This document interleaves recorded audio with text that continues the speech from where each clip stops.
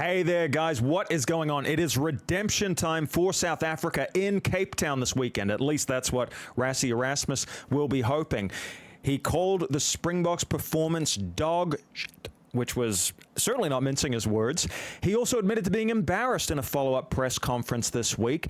It wasn't embarrassment that I necessarily took as the main emotion. It was seething anger. Now, I've gotten to know Rassie's body language a little bit better following the box over the years. He was really hurt by this performance on the weekend, and reading between the lines, he is really pissed off, so he's going to need a riposte from his men. I believe one is brewing, but this is a fascinating team to break down for Game 2 because the Boks immediately are missing the first two names that you would write down. Captain Kolisi, not available. You could tell he was crocked. He was surging into the line on attack, but when he wasn't involved in a play, he was kind of hobbling around the field towards the end there. So seems to be a knee issue that we hope won't keep him out of action for too long. You definitely want to see him out there against the All Blacks at Eden Park. The other one too is Pieter-Steph de Toit, invariably the best player on the field. So that is a huge loss for South Africa. However, I am not too concerned because the backline has been well and truly reinforced. We're going to go back to front, guys. Let's start with the backline because for me, this was a big issue in the second half for the Springboks. You all started playing a little bit too helter-skelter. Now, you have implemented Tony Brown's new attacking philosophy pretty well overall. My question is, do you need to be attacking like that? Do you need to play with that much width? Do you need to throw that many 50-50 balls? I'm wondering if it's time to get back to the DNA of South African rugby. Go a little bit more direct. I don't think it would be a problem for you guys to play a little bit more narrow. I'm not knocking you. You have the ability to play that wide game plan. But do you need to? This is the question here. Do you need to do it all? Do you need to be the kings of the jungle in every aspect of the game?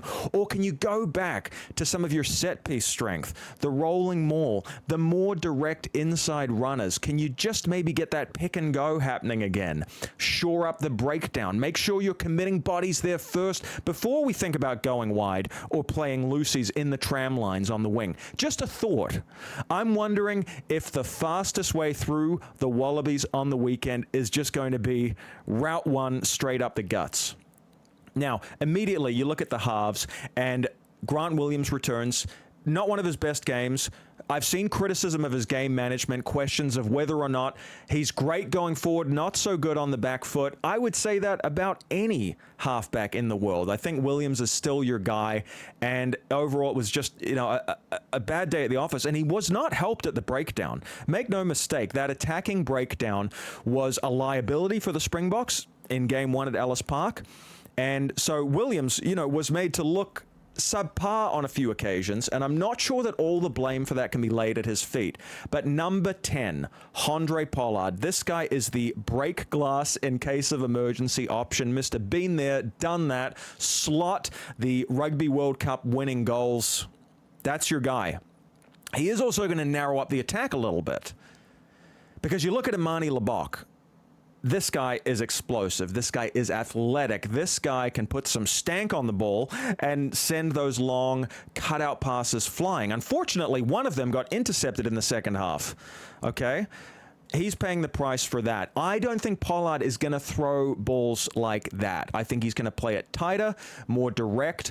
I think it's going to be a little bit more clinical. I think he'll play the percentages better. Now, he is not necessarily your long-term guy to take you to 2027. Will he be in the squad? Absolutely. I'm not sure he's going to be the starter, but for this game, I think it's the right call. Again, go back to basics. Go back to what you know. With that in mind, Cheslin Kolbe comes back in. We have seen Kurtley Arendse out of the squad with injury. So, that's a nice replacement there. You have that World Cup winning Kolbe. No one can doubt his form. Edwill van der Merwe has looked promising in some games, but he's no Cheslin Kolbe yet. So that's a big reinforcement for the backline. And none more so than number 12, Damian de Allende. Now, I'm curious what you guys felt about Etzebeth. In the first 20 minutes, he looked pretty unstoppable. He is a huge unit. He was smashing over the gain line. I believe he scored a try early on. But it was kind of a game of two halves, really, because after that, he perhaps went a little bit missing. And I just think, you know, you're going back to the old firm.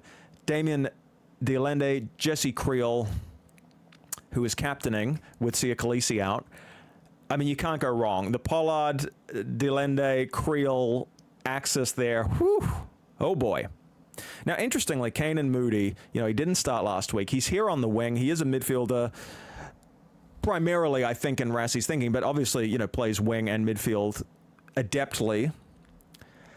He's someone that, you know, I was surprised to see him left out just purely on form. I thought he was so good in the domestic series for South Africa. Really a difference maker on attack. Yes, Italy and Georgia, not the same level of competition as the Wallabies. But even so, glad to see him out there. And look, this could be a new way of thinking, where he is a winger, and then you're not having to choose between the experience of Kriel and the upside of the younger Moodyie. Might be a nice little workaround here to get both of those guys out on the field. Intrigued by the demotion of Apalele Fassi, a guy who I have raved about on this channel. Not his best game on the weekend. Started to look a bit predictable. Some of those running lines, getting that ball, looping around out the back. It started to look a little bit robotic in the second half. Now, what I love about Apalele Fassi is his kicking game. I think when he straightens the line, man, he does that better than just about any fullback on earth. Just think the aerial skills are there. But clearly, he's a casualty of that performance last week. And a bit of a theme here in the backline is back to the future. We're going back to Willie le Roux, you know, 100 caps under his belt. He is not going to let you down. Not as mobile as Fassi, but again, signals here from Rassie that maybe we don't want to play that wide, that fast this weekend. Maybe we don't need to. Maybe we could slow it down a little bit. Because here's the thing. You guys played at lightning speed in the first 20 minutes against the Aussies. And I said in my review of the game, it was like a senior men's team against a high school team. You blew Australia off the pitch. The game was almost over 20 minutes in. Of course, it really wasn't, but it seemed that way. I don't know that any team, including the All Blacks, who are used to playing a very fast style, I don't know that any team can sustain that kind of pace. It was almost too quick. Yeah, you blew the Aussies away. You laid on some quick tries, but you couldn't then sustain that. And there were lapses in discipline, and that invited the Aussies back into the game. So I actually think a smoother, slower style over the 80 might be a little bit better here. I'm not sure you need to come out and just absolutely blow them away in the first 20 minutes. I think you want to find your footing in this game, establish that set-piece dominance first, get the pick and go going. You see what I'm saying here? A little bit back to basics. And I think if you do that, there's a chance that you might absolutely trample the Aussies, who have a few injury woes of their own. That's enough about the back line, though. Let's move on to this forward pack, which, as I mentioned, you know, has lost a couple of big names, but Rassie has tinkered here. Oxenche and Malcolm Marx, they're out there. You know, they did fine more or less on the weekend. Some question marks, you know, around the mobility of Oxenche. And, you know, I think he's really there for the set piece, going to want to beat the Aussies up front this week. Thomas de Toit comes in, less cap, less experienced, but he's in the mix. And you know, some worrying signs at prop in terms of the depth. You know, you have a couple of guys missing. So if you look down at the replacements, you got Van der Merwe over there, you got Bowen Fenter. These guys have a handful of caps between them. But it's time. You know, it is time to look to the future with the front row of the Springboks, hookers and props. You know, a guy like Bongi Manombe, he's not even in here. Speaking of mobility, to me, he looked a bit gassed in the second half when he came on. What's going on there? Is it a fitness issue? And this guy's a legend. I mean, no disrespect. He's one of the GOATs, you know, to ever do it. But are some of the older guard fading a little bit? Do we need to look aggressively to the future, even if the caps aren't there? This is what I'm wondering. I'm finding myself like I'm a Springbok fan. I've been laying awake thinking about this game the last few nights. It really troubled me. You know, I guess I do have a soft spot for the Springboks. I just felt it was uncharacteristic. Like that second half, at Ellis Park was unlike anything I've seen. So I'm just figuring out how the Boks are going to pull it back together. Interestingly, you've let go of Etzebeth. He's not there starting. You've got Sneeman and Ranotka there. Etzebeth is on the bench. Bit of an insurance policy. That one's kind of interesting. I mean, again, Etzebeth along with, Kolisi, Pieter-Steph, Toit. That's sort of the first name you'd write down. But there's a bit of a theme overall here.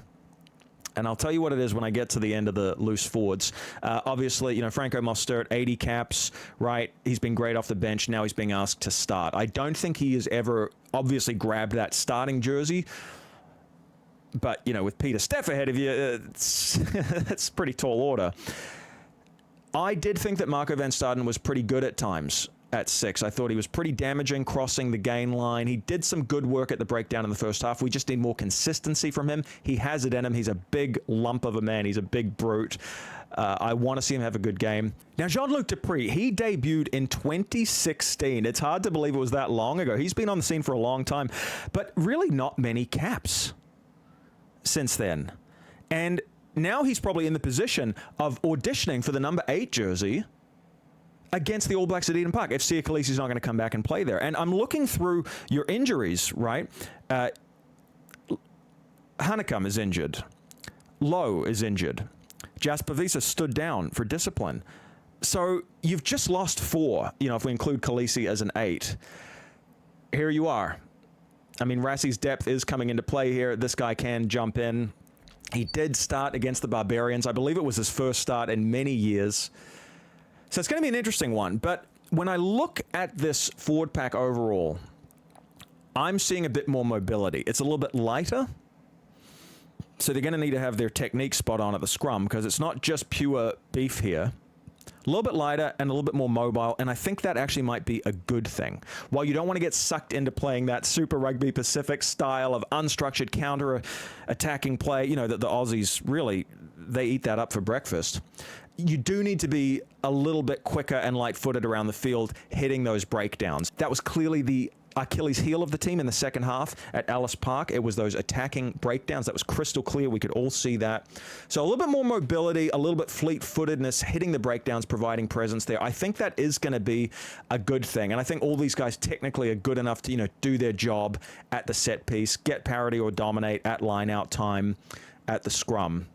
The scrum's an interesting one, though, man. Mike Cron, the New Zealander who used to work for the All Blacks, he has really improved the Wallabies scrum. They are no mugs. I was pretty impressed with how well the Wallabies scrum did there. So, the Boks have their work cut out for them.